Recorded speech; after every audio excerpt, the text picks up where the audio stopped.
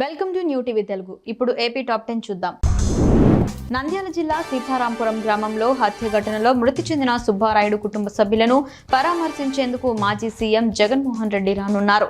ఈ మేరకు ఈ కార్యక్రమానికి సంబంధించి నంద్యాల పట్టణంలోని ఉదయానంద రెసిడెన్సీ నందు YSRCP regional coordinator MLC Ram Subbareddy, జిల్లా అధ్యక్షుడు మాజీ ఎమ్మెల్యే కాటసాని రాంభూపాల్ రెడ్డి ఆధ్వర్యంలో మీడియా సమావేశం నిర్వహించారు.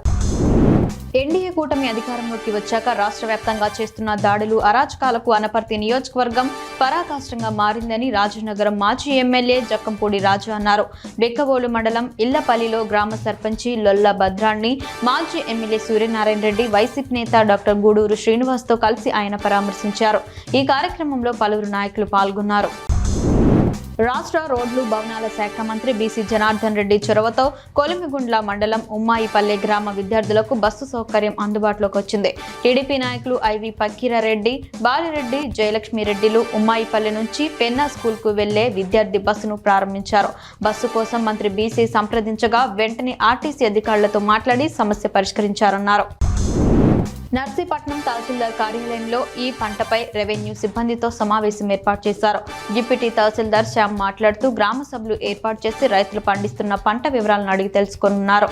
కౌలు రైతులకు ఈ క్రాప్ నమోదు చేసుకోవాలన్నారు. అలాగే వారికి కార్డులు జారీ చేసేందుకు సిబ్బంది చర్యలు తీసుకోవాలని సూచించారు. ఈ సమావేశంలో వ్యవసాయ సహకారులు వెంకటలక్ష్మి పాల్గొన్నారు. కడప జిల్లా ఒంటిమిట్ట మండల పరిధిలోని పాత్రికేయులు జనసేన పార్టీ సీనియర్ నేత మధుస్వామి ఆధ్వర్యంలో ఒంటిమిట్ట బస్టాండ్లో స్వచ్ఛ భారత్ నిర్వహించారు. బస్టాండ్లో ఉన్న చెత్తను తొలగించారు. పరిసరాలను పరిశుభ్రంగా ఉంచుకోవాలని దుకాణదారులకు సూచించారు. ఈ కార్యక్రమంలో పాత్రికేయులు శివరాజు, శ్రీను, మౌల తదితరులు పాల్గొన్నారు.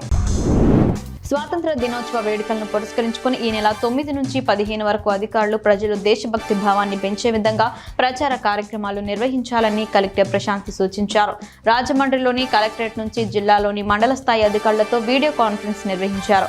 ఈ సందర్భంగా ప్రతి ఇంటిపై జాతీయ జెండా ఎగిరే విధంగా చూడాలని సూచించారు.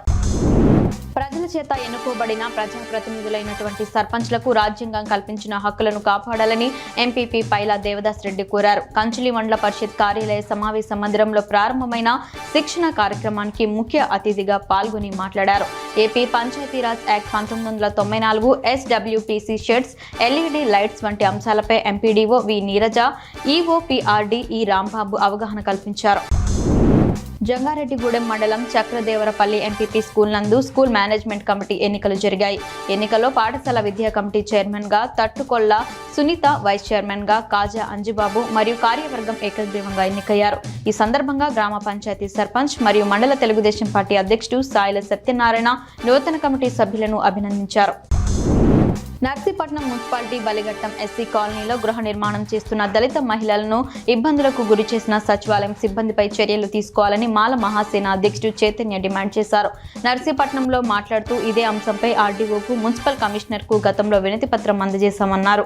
ఇంతవరకు వారిపై చర్యలు చేపట్టకపోవడం అన్యాయమన్నారు. చర్యలు తీసుకోలేని పక్షంలో ఆందోళన చేపడతామన్నారు.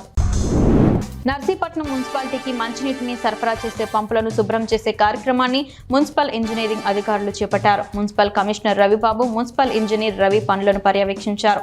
ఈ సందర్భంగా కమిషనర్ మాట్లాడుతూ వర్షాకాలాన్ని దృష్టిలో పెట్టుకుని పంపులను శుభ్రం చేస్తున్నామన్నారు. ప్రజలకు స్వచ్ఛమైన మంచినీరు సరఫరా చేసే విధంగా చర్యలు చేపట్టామన్నారు.